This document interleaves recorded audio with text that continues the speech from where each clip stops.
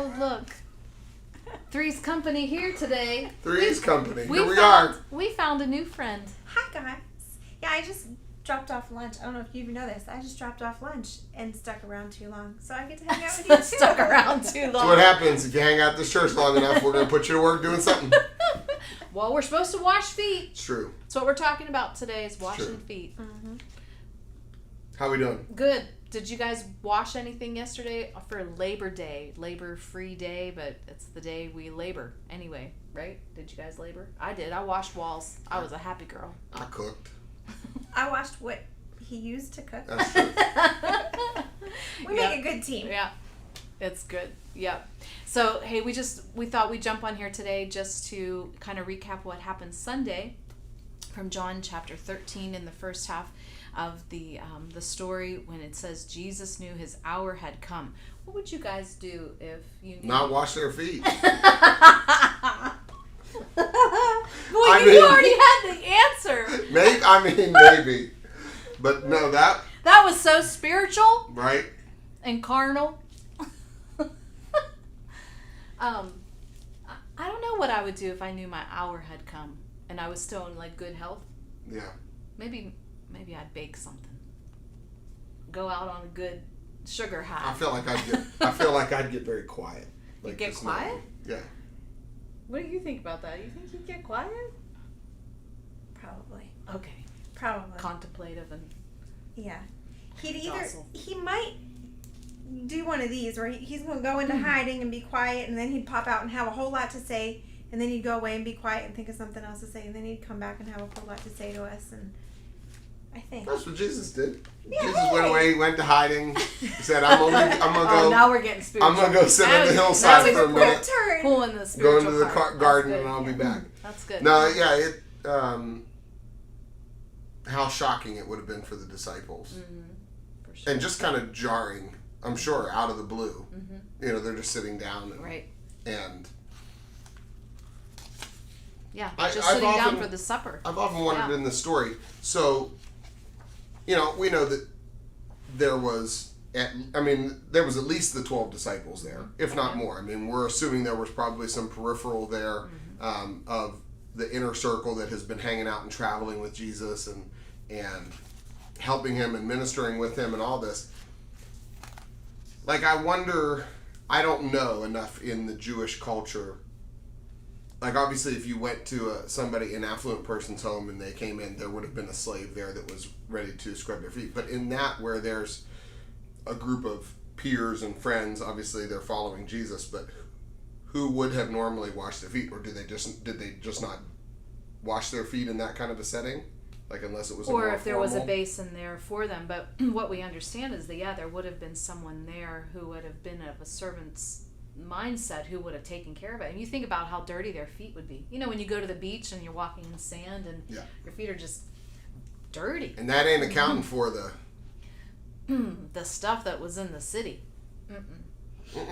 Totally funky. Yeah. Maybe it was a YOOF.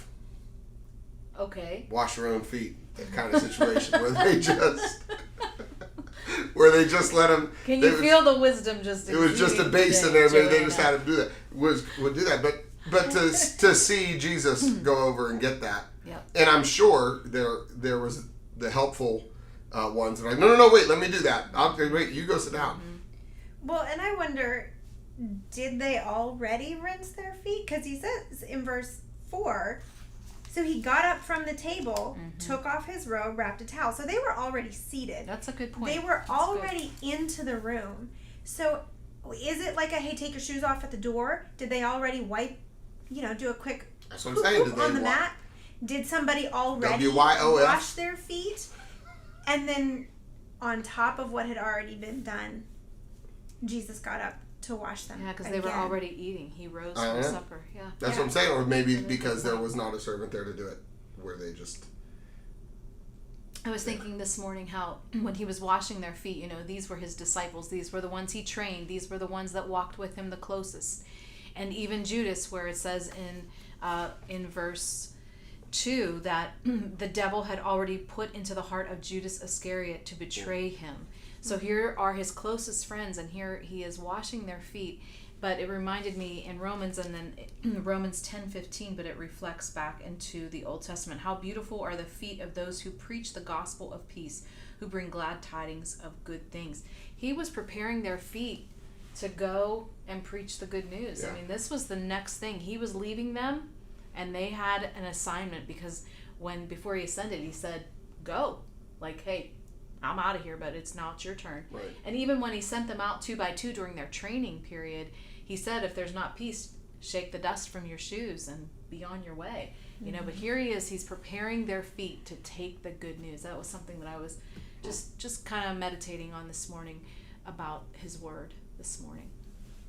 Yeah, the whole Judas thing always I know, it's a hard boggles one. my mind. It is a hard one. Yep. You know, because the disciples are all getting nervous, because now we're getting to the space of them saying, well, who's the one that's going to betray you? Is it I, not I? Surely not I. So I think that the tension that is about to enter into the conversation, and just that, you know, Judas having, I can't imagine being in Judas's position of looking into Jesus's eyes as he's washing his feet. Washing his feet, yeah. You know, and just seeing Jesus's gaze at him. Right, because then the next following passages of this same chapter in John 13 comes into the betrayals. And here he is, and you think about touching someone's feet. Not everybody is allowed to touch your feet, right? There are Short list. a short list. Real short list. Yeah. So, you know, Jesus makes my list. If he wants yeah. to touch my feet, he can go. And since he's the one that made them, he can have first dibs. But yeah, not everyone is allowed to touch your feet. And I know there's some ladies who love to go get pedicures, and there are some who are like, ain't nobody touching my feet.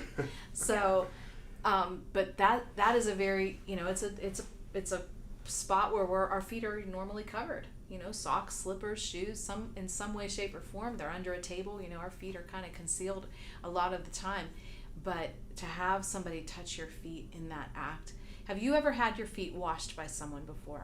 Maybe just comment in, whether you're watching this live with us now or on the playback. It's a very intimate and very tender moment to have someone wash your feet. I know for me, going to bed at night as a little girl, my mom would always make sure our feet were washed. You know, when kids, you know, unless they're super dirty, they don't need a bath every day. But my mom always made sure that our feet were washed before we jumped into bed. That was the best feeling. And so there's just a tender touch there of making sure everything's clean. And remember from a couple weeks ago, Jesus didn't have toe jams. No. No. And he doesn't have foot odor either. No.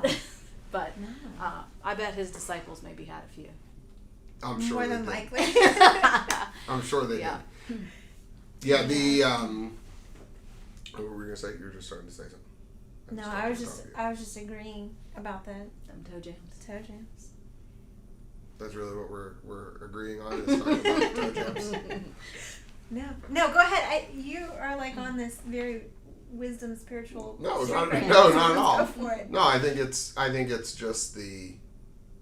I leaned over to our daughter during the service, and it's like the second or third time in this past week that Judas has been brought up in conversation with people. And That's a heavy topic. It is a heavy topic, but I leaned out to her and I said, just remember,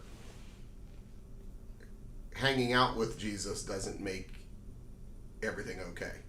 Because here's Judas, who just hung out That's good. with him. That's good. And I think Proximity that, doesn't do. yeah, I think that concept of,